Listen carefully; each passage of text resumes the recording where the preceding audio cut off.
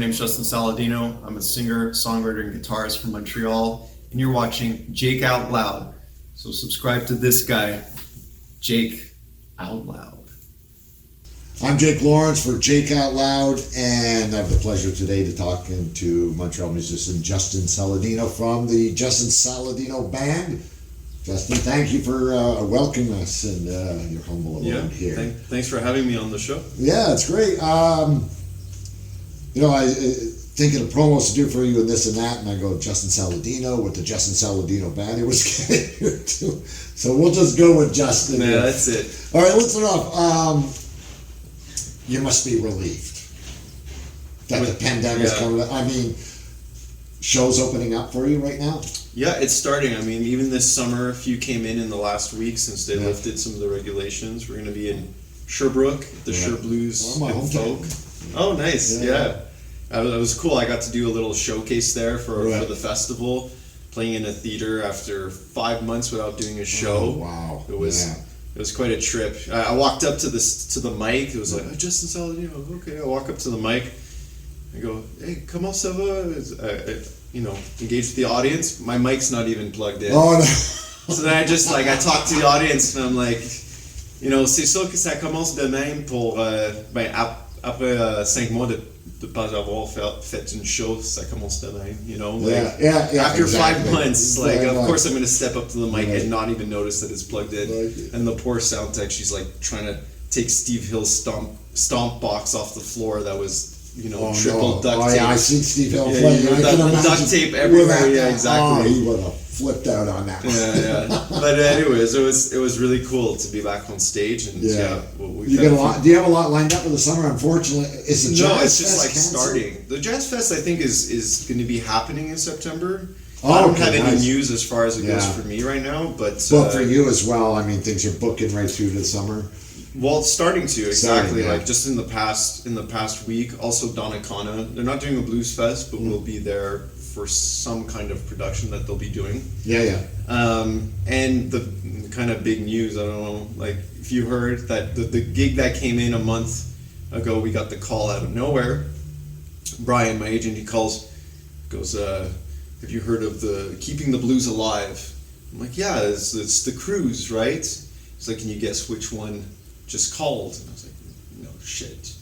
Can I swear? You're fucking kidding me, right? It's the Joe Bonamassa cruise. And he's like, yes, sir. So that kind of came out of nowhere, and we'll be doing that in February. You just answered one of my last questions. No, it's good that you brought it up. I mean, it must be quite a thrill. I mean, Joe Bonamassa headlining that. Yeah. And then you get called to partake in that. That must be...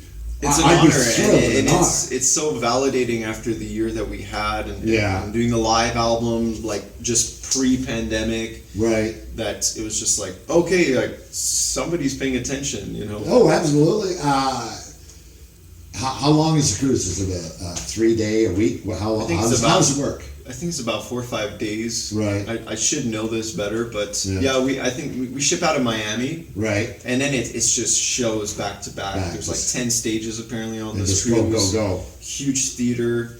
And then eventually after about 2.5 days, 3 days, we stop in Jamaica. Right. There's a half day on the beach. Oh, nice, to relax a bit. Exactly. And then it's all the way back to Miami, straight playing music. Play. What are the odds, or if I'm putting myself in your shoes, that Bonamassa asked you, let's jam together?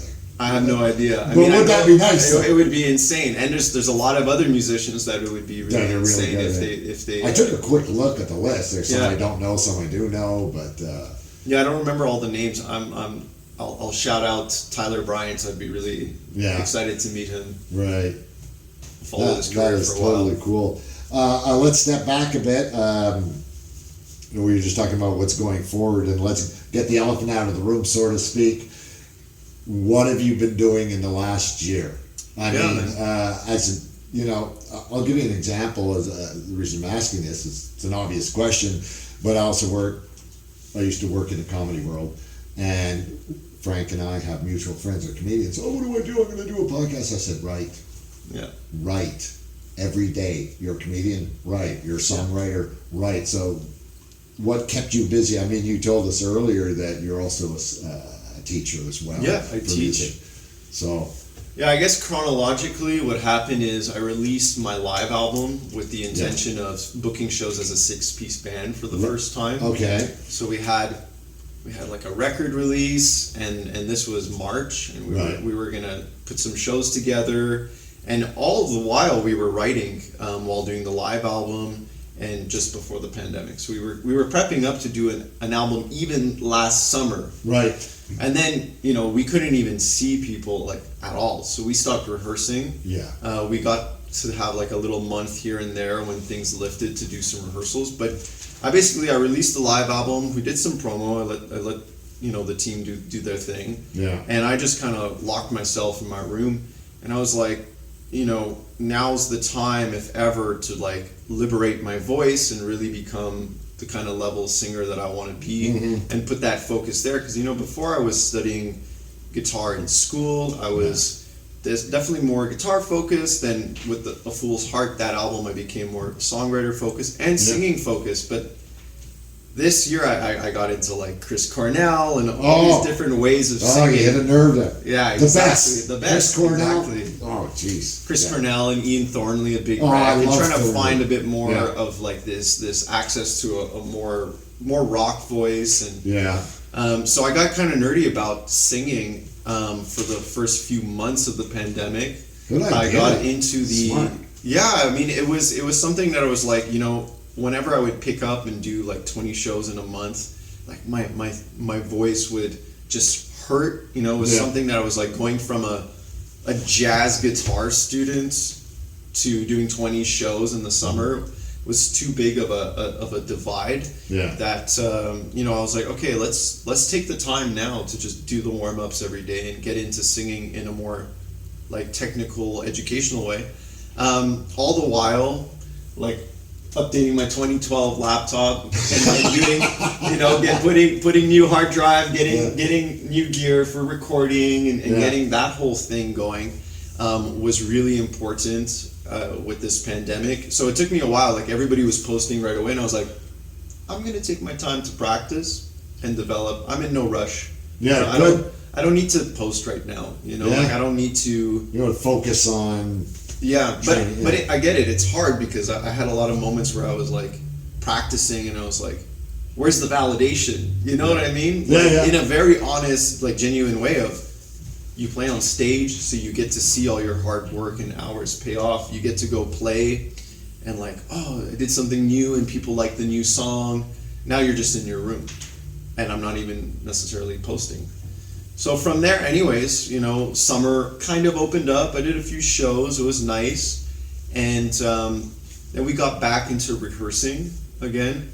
And I mean, personally, like, man, it was like a crazy year. I went through a breakup. I went through like losing ability to digest food and having to start with a naturopath. No, like really? Quit drinking alcohol, like quit sugar, quit caffeine. It was like it was a good year for that. Looked like you lost weight.